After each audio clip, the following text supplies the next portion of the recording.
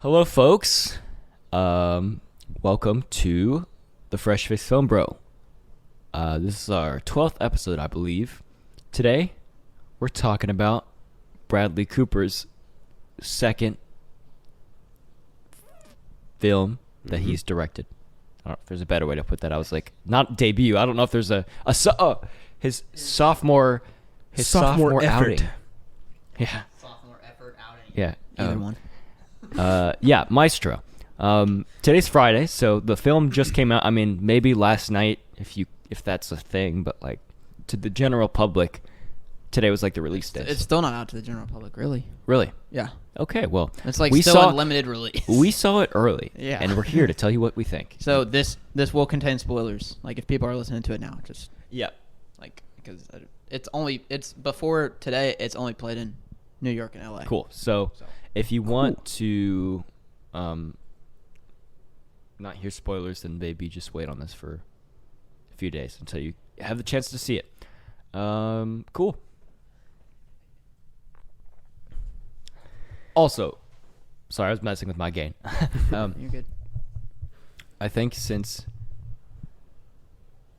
this is fresh for all of us, and we made a pact going into the film that we were not going to talk about it. We literally have not said a word. Nope.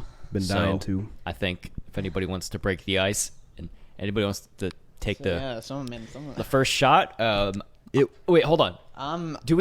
Before we say anything, do we think we're gonna be like on the same page, or do you think this is one where we're gonna be? I think I know where you two are going, but I have no idea. I don't know if you know where I'm going. I actually don't know where. Okay. You guys that's are the going. fun of this. Yeah. Okay. Let's all go around and not. Okay. Let's not explain. Let's just say. Okay. Do you want me to start off? Yeah, let's do it. Just a few words or a sentence, maybe. It was pretty good. Okay. That's like we're like. All right. Nervous. Who's next? Mason, you got it. Okay. I thought it was great. I thought it was all right. I thought it was pretty good. I thought there were excellent moments, Yeah, and I thought this is where you all were going. there were moments where it just felt like your run-of-the-mill biopic. Yep. Cool. Okay. Okay. Now where do It's we go? time to let's dig in. Yeah. Jacob, you went first. You wanna? Yeah. Just further impressions. Yeah. More, go a little deeper now. I feel like there's a better film waiting in the editing room. Maestro is a movie that has the highest of highs and the lowest of lows in terms of emotion. A lot of this movie is almost sort of whimsical. A lot of this movie is very depressing. It's uplifting. It's sad. And not only does it have a wide range of emotion and sort of color palettes and cast of characters, but also how do I put this? Pacing is either breakneck speed or grinding to a halt, in my opinion. There are a lot of moments in this film that feel, I don't know how to put this, but I think my main gripe, like the reason I felt that way with the pacing, is that I don't think the dialogue in this movie is great. I think the dialogue is fine, and a lot of the scenes with Leonard Bernstein and his wife, whose name is escaping me. Felicia? Yeah, a lot of scenes with Leonard and Felicia, which is most of the movie, just the two of them, did not really grab my attention or keep me captivated for a while. I felt it was kind of surface level, and I really feel like I didn't get a full understanding of who she was, or maybe even who he was. I mean, you get a good sense of who they are, but the film didn't really go deep enough in their relationship, which made some moments later in the film that were intended to be sort of more impactful for me felt a bit sort of anticlimactic, or they were great scenes, but just I felt like I wasn't getting them as much as much out of them as I wanted to. Yeah, those are my thoughts. I think visually, this movie is incredibly stunning. Obviously, it's Leonard Bernstein's music. It is beautiful. It is lush. It's fantastic. There are some scenes where he is it's just... not all his music, but he's what? Conducting it. Yes. Yeah. But a lot of the music, I would say all the music is fantastic. Yeah. The scenes of him conducting... the one of him in the church was amazing. Yeah. That's Mahler 2 finale, right? There was the beginning. Oh, come on. The editing is phenomenal. The first 20 minutes specifically, my mind was kind of blown. I feel like you really feel the love. I feel like Bradley Cooper did a fantastic job, and you can tell he loves Leonard Bernstein, and he portrayed him in a way where you can really feel his passion for music, and that part about him was great. First 30 minutes or so, really did a fantastic job of that. And I feel like his direction was pretty good. And I think the movie's good. I just wish I connected with Leonard and Felicia on a deeper level. And I feel like there's just still some unanswered questions about who he was and who she was. Cool. Nice. You want to go? Nice. Or do you want me to go? I don't care. Okay. You can go. Yeah. I think there are sequences of this film. Like Jacob said, I thought especially the first 15 minutes, the dancing number was La La Land-esque. It was when he was dressed up as a sailor. That was amazing. That was excellent. I love that. That was one of the best parts of the movie. It's the only time where they sort of break the plane of reality. Seriously, yeah. Which is kind of weird. And it did feel one-off, though, in retrospect. So I don't know how to take that. I feel like that... I was going to say that might be the worst part. No. Well, I feel like the first 30 minutes sort of felt... The first 30 minutes... There's a tonal shift. The first 30 minutes were very dreamlike, and then it sort of crashes into reality. Shift. Yeah. And I think part of... I feel like that's intentional. Part of my issue with this film is not completely its own fault, but it's my fault with the expectations that I set going into it. Yeah, so this week for school, I had to write a podcast script for Mahler's 10th Symphony, and obviously, well, not obviously, but Mahler's music was championed by Bernstein in the 60s, and so as we see in the scene in the cathedral, he's playing Mahler 2, and Bernstein did 2 Mahler cycles, I believe a year or two apart, where he basically did professional studio recordings that are sort of the gold standard for Mahler's music now. And, that was what Bernstein was known for, aside from, he was conductor of the Viennese Philharmonic, I believe, and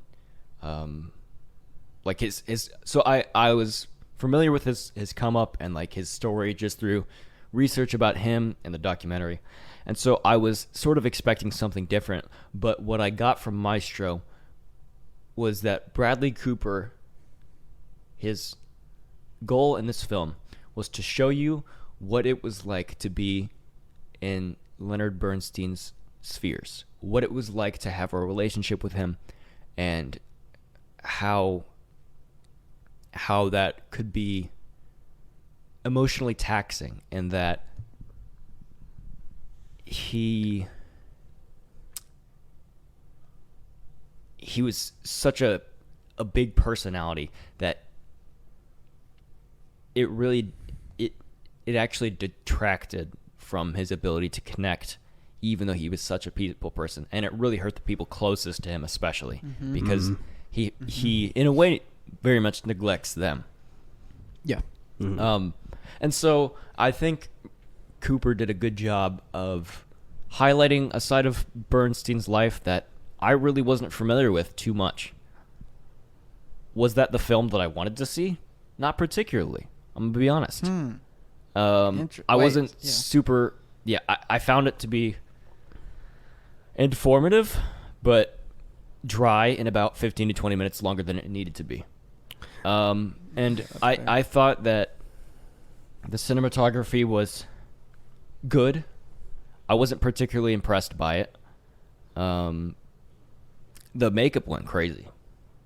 Yeah, makeup was fantastic. Yeah, give her flowers to that. But I don't know. I just feel like this film couldn't really decide what it wanted to be, especially with the first 15 minutes. Just tonally, it's confused, and then it finally decides that it wants to be about the relationships in Leonard Bernstein's life and how exploring his imperfections, and it's a lot about. I think it's tricky because Bradley Cooper wants you to know about Leonard Bernstein's life, but he also wants you to feel how powerful he was as a musician and conductor and composer and just sort of everything sort of person. Mm-hmm. And he does a great job of the latter, but the former, the movie's very ambitious, and I feel like maybe it's a little too ambitious because there's a lot going on underneath the surface, and I just felt like some of it was a little shallow on that part for me. So I think in a lot of music circles, Bernstein is deified, and like he's heralded as the great American conductor, and rightfully so.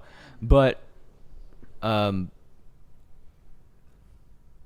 think in this film we get to see the side of him that often isn't shown, and so that's very interesting. I appreciate that it's shedding light, and it's sort of exposing the humanity in figures that we only see the greatest moments of. And when we see them in their element, when they have mastered their craft, and this is like the culmination of years of work and dedication, and so they're basically presented as like a piece of perfection, and that's all we see, that's all we get as an audience. And so I think I appreciate that this was dedicated to showing us that he was a person ultimately, and that he made mistakes, and that he hurt people. Doesn't mean that I particularly love the movie, but I think it did things well. I'm not going to be... I don't think I'll be thinking about it a whole lot, but it's a biopic, so... That said, I mean, it's not, I hate to compare. Oh, no. But I'm like... Oh, no. Bohemian Rhapsody on the other hand. No, I was like, Oppenheimer. Perfect. What? I was like, how does Oppenheimer approach things? Oppenheimer...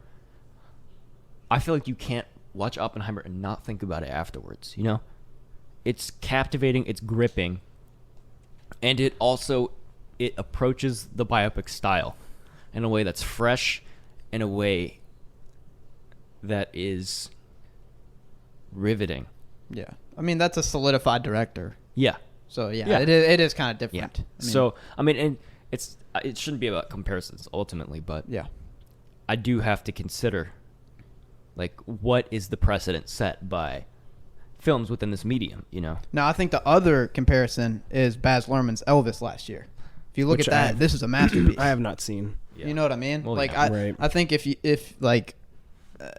that is... Baz Luhrmann's Elvis is literally the epitome of a boring, dry biopic where you don't learn anything, and it's just kind of like, oh, the performances are good.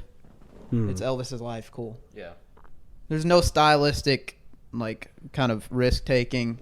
There's no anything. What I was going to say was, I think I was quite astounded by the direction from Cooper. Yes, honestly. I was too. Because I have not seen A Star Is Born.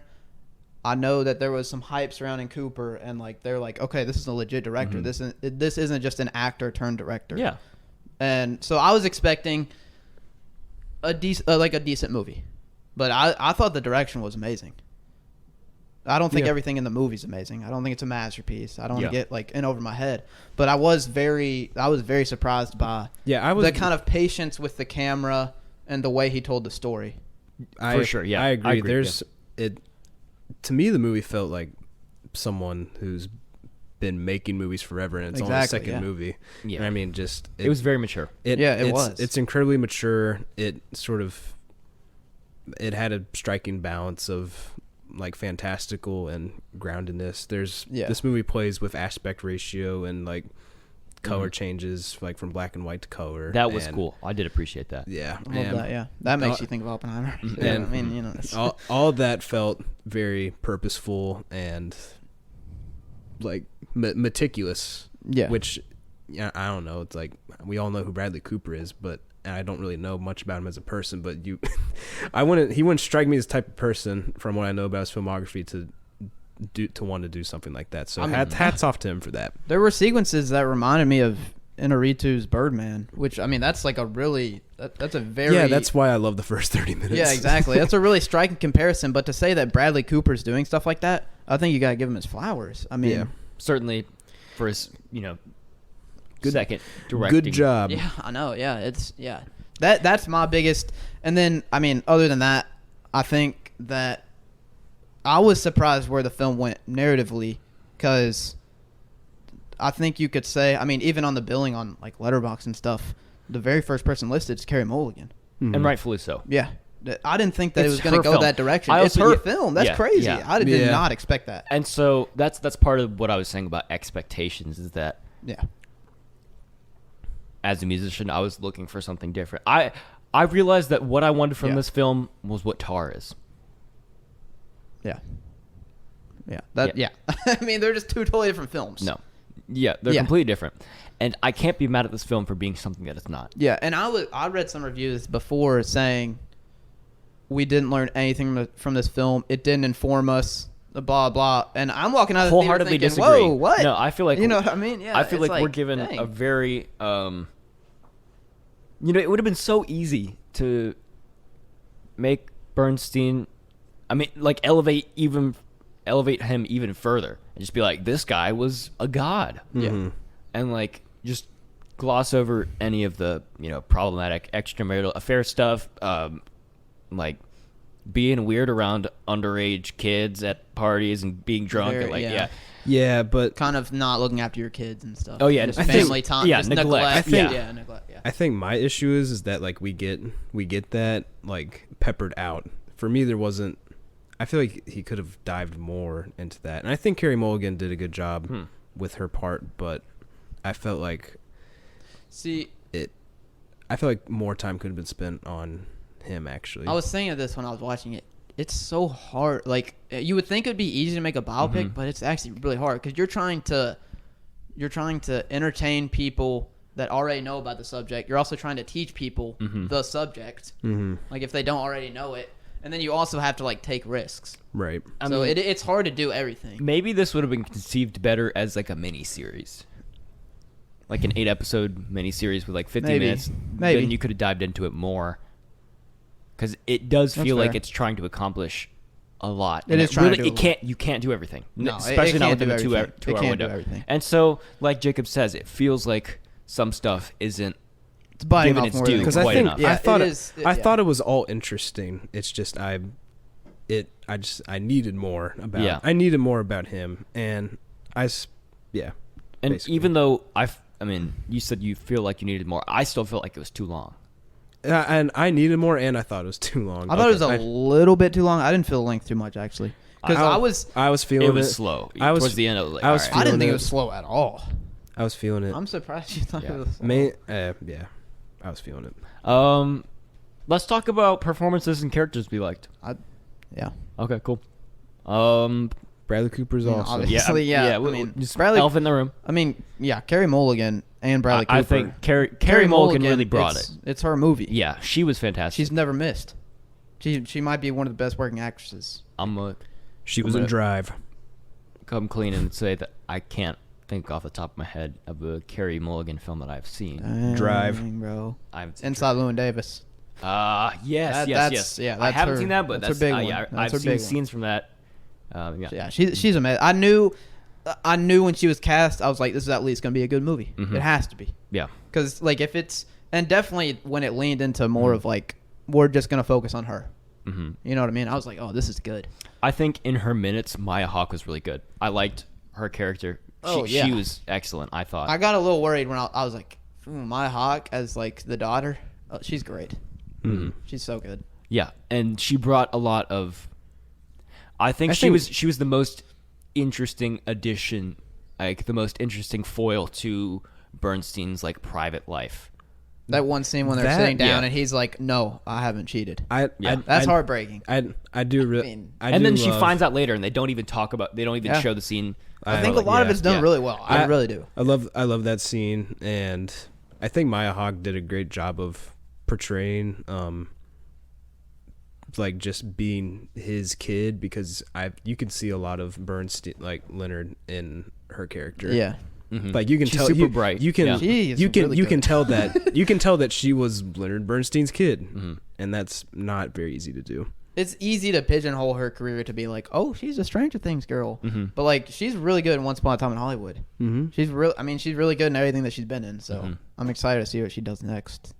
Yeah, I think I'm slowly talking myself into liking this more. I'm still not like 100%, but your expectations. They actually. I was joking about my expectations were tempered. I was expecting to.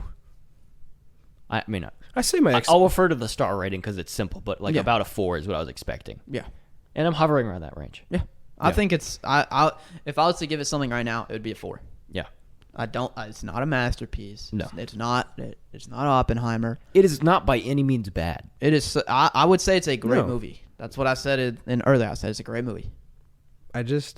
I'm trying to form like the words for this, but because I feel like I lean towards Mason. I'm on the verge of like really liking this movie, but there are scenes in the beginning of Leonard and Felicia where it's just the two of them talking, and I could not get invested. And it's dry. I don't know the black and white stuff when they're meeting. Yeah. Stuff. That's the part I'm talking about where it's like you kind of have to do some exposition. It sucks, but like you have to be like, but it wasn't. But it wasn't even exposition. I just feel like I didn't learn much about.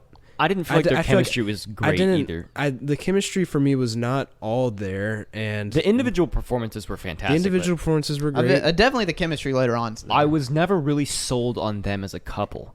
Yes, or not even like not even sold, but I just failed to like understand them or like even get invested. It felt half baked or just not ready.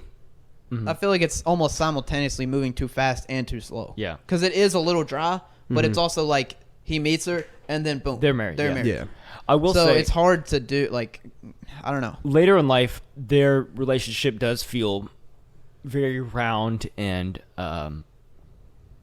fully realized and fleshed out. But in its infancy and when they first meet, I feel like I have no reason to believe that they like each other. That's true. I think with the kids around, it helps. With the cancer diagnosis in the full family setting, it feels very real. Yeah. Before that, not so much. Any other performances? Sarah Silverman was cool, I guess. I mean, it's really just it's kind of a two-hander. Yeah. Honestly.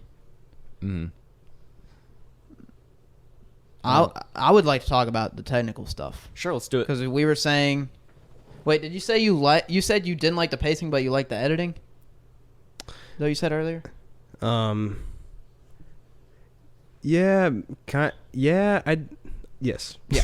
Okay. It's hard for me to put into words. Yes. Yeah. No, I mean that makes sense. It's a bit of a tricky movie to like pigeonhole for me. Because the editing is spectacular, in my opinion. Yeah, it's very good. It's one of the strong suits of this movie. Yeah. I was floored by the direction. I was kind of floored by just about everything technically. Really surprised. I mean, I think some of the shots are like up there with like some of the best I've seen in the last maybe year or two. I agree. I think your comment about Cooper's patience as a director is excellent. That was definitely something that stood out to me. There's a bunch of slow zooms and just you can tell that he's very intentional with everything that he's doing, and I love that. Yeah, that's not something you expect from Bradley Cooper. No offense, Bradley Cooper, but you know what I mean. I mean, this guy's Rocket Raccoon. Yeah. Like, it's He's like the Hangover dude. And some of the stuff I'm watching, I'm like, this is almost like Nolan-esque. I don't want to get too crazy, but he's just very mature as a director. Yeah, it's pretty he much understands the medium quite well. There were some real. I think my favorite shot was like the split diopter where you see his shadow and he's conducting, and it's Carey Mulligan. That was fantastic. Yes. Oh, amazing. That was crazy. That might be the best shot I've seen. She's standing in his shadow. We all looked at each other at that part because it was like kind of insane. I wrote that down after the movie. Yeah. I know. I had to write that down. Like that's. I mean, it's very on the nose as far as symbolism goes. Yeah, but it was great. I mean, yeah, and it completely makes sense because I was watching an interview with Bradley Cooper and Carey Mulligan, actually, that popped up right before I saw the movie, and they were talking about how hard it was to be in Bernstein's life, and that how everybody in his family were musicians, but they gradually stopped playing, like as they grew older because I mean, one, he was just so great, and just because.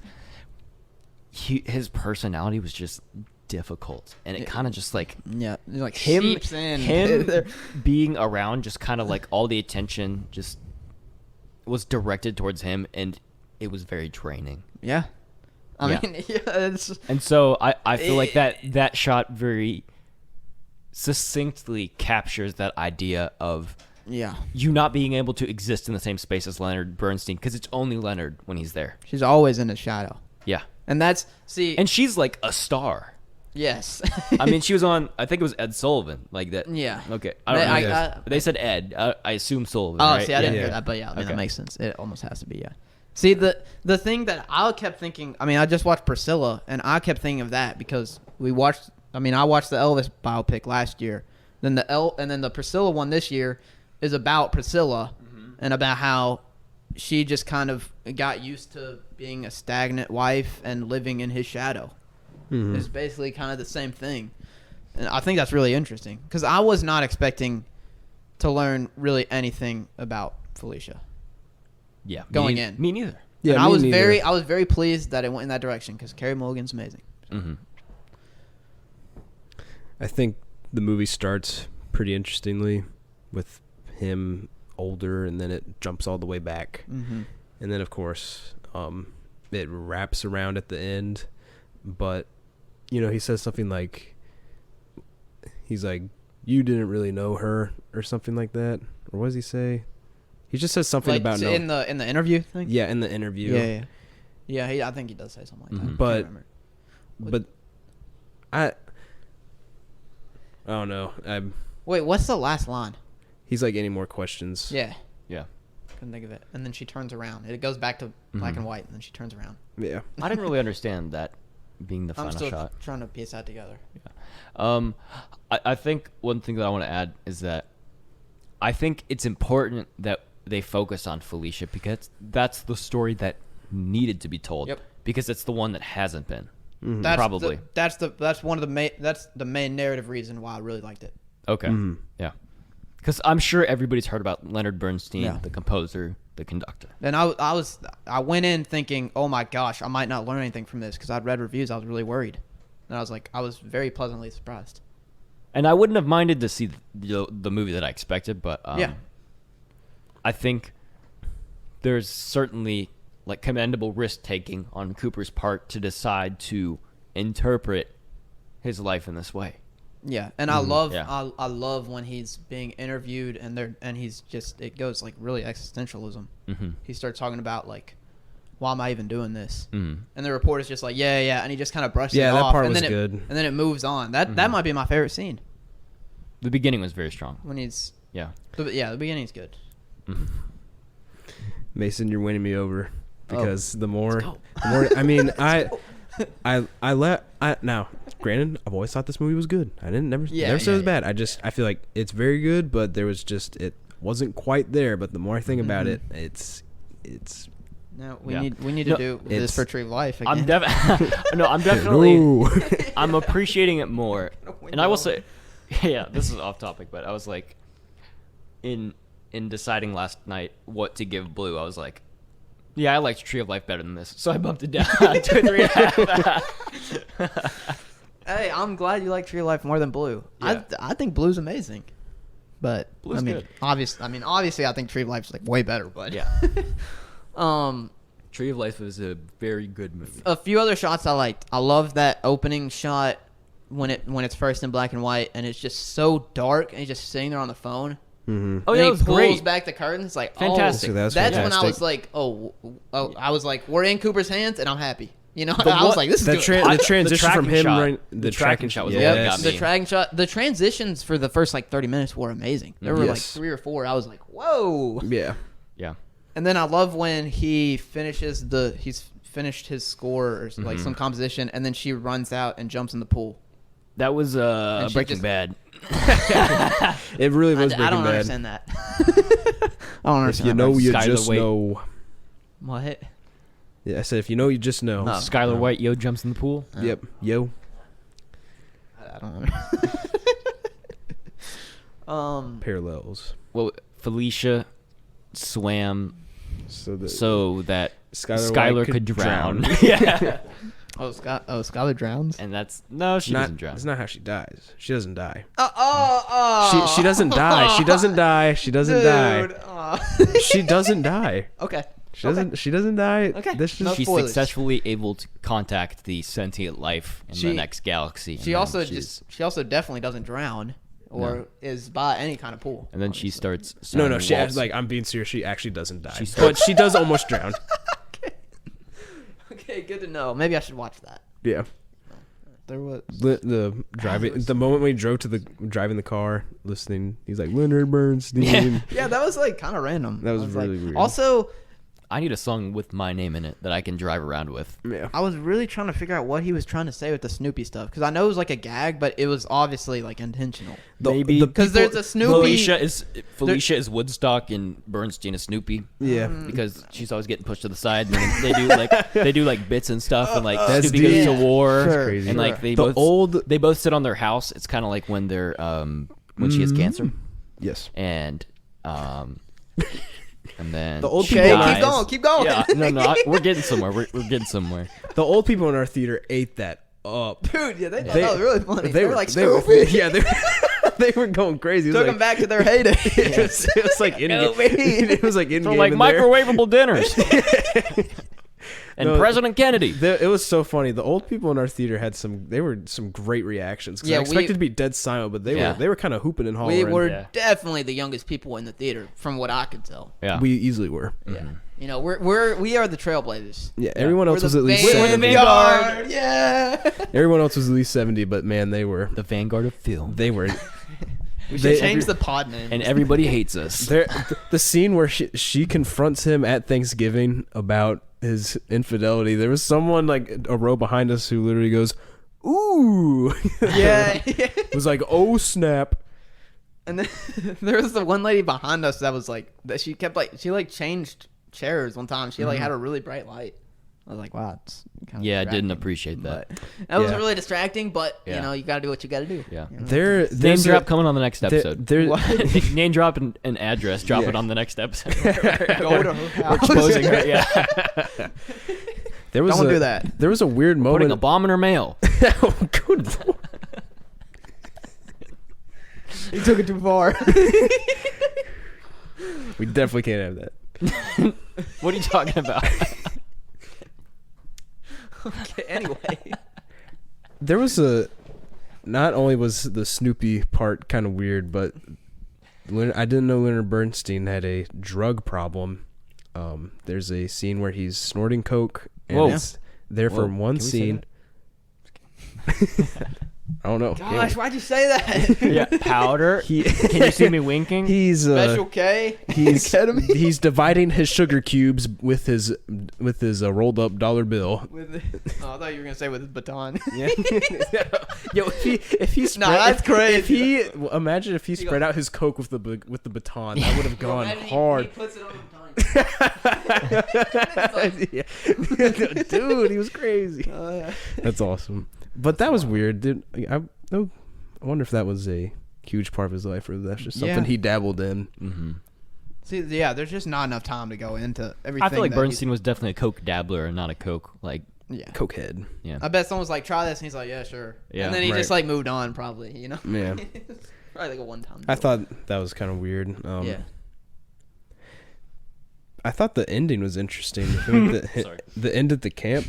I was just thinking of the 21 Savage line. Remember the Rockstar edits? I've been in the hills kissing dudes. What? Yeah, we're editing that. No. We're editing that.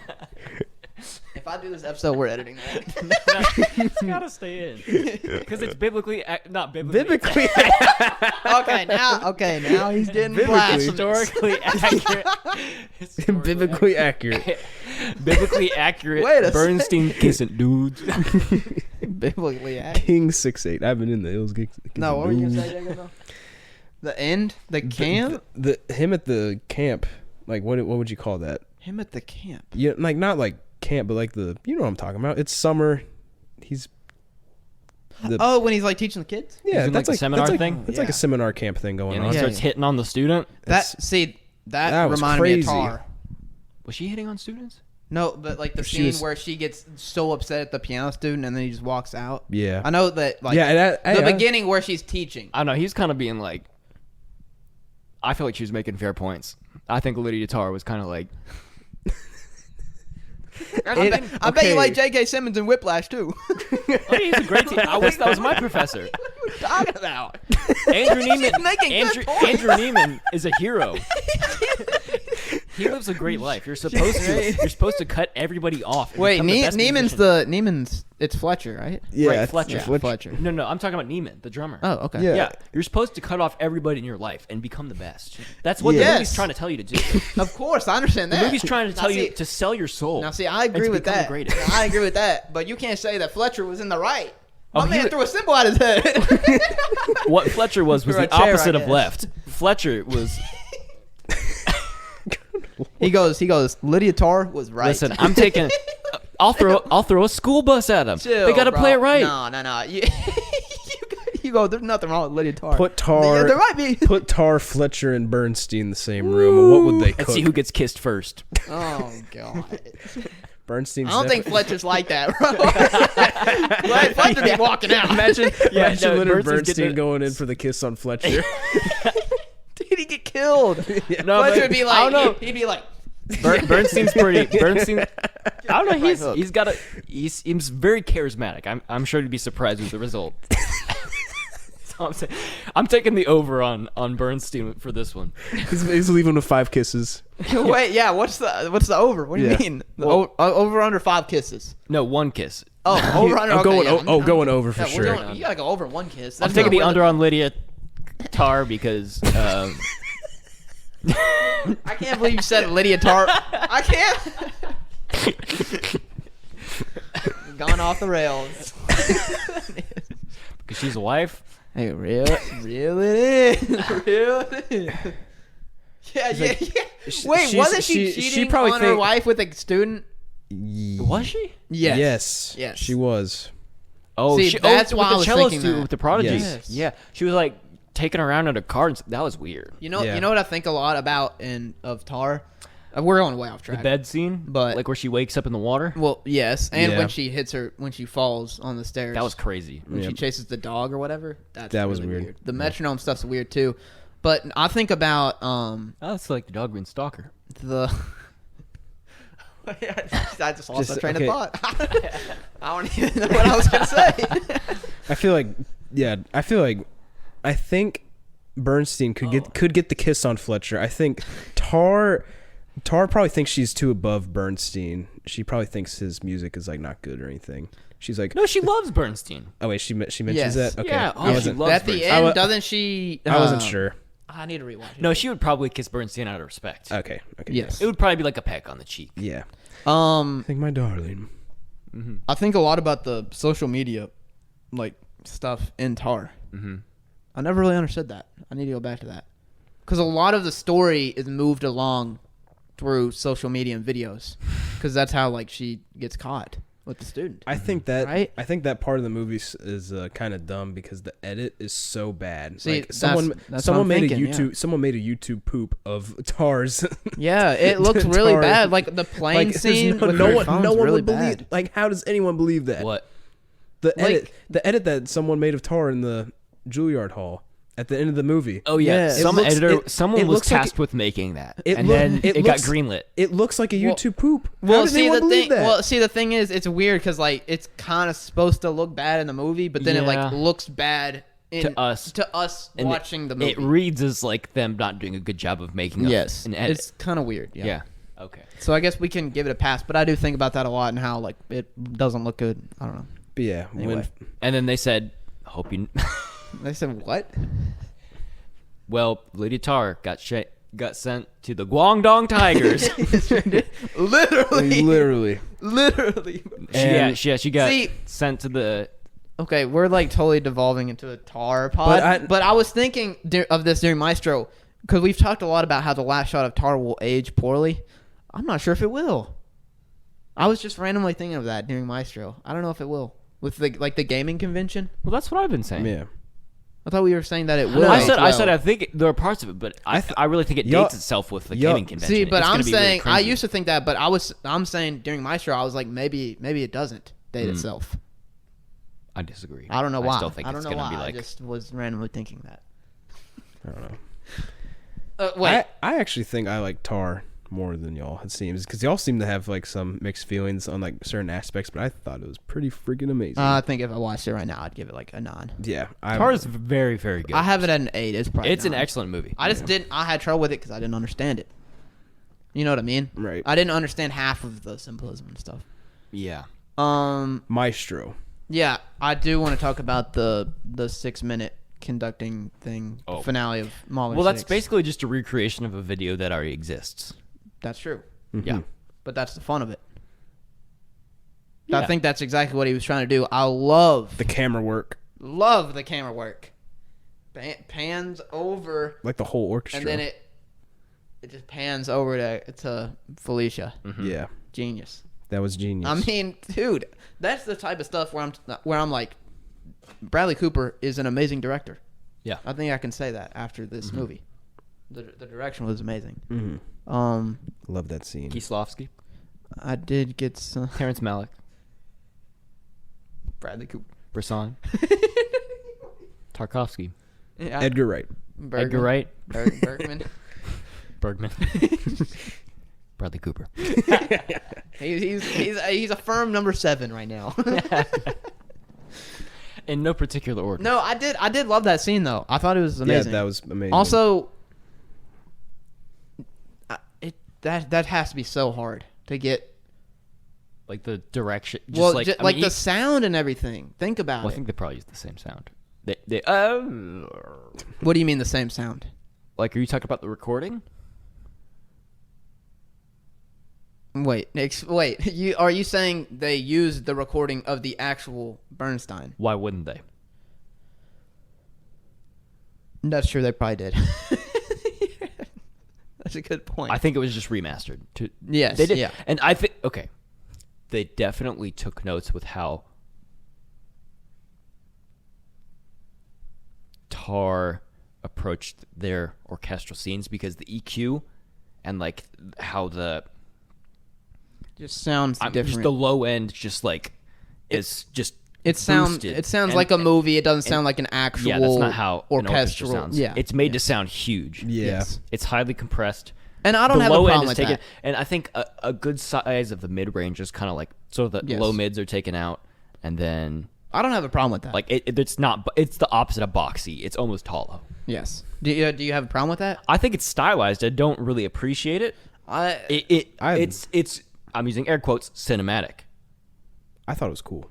Yeah, it's effective. I've never really had a problem with that, because if I'm unrealistic. If I want to watch a Bernstein like concert, I'm gonna go to the Schermerhorn.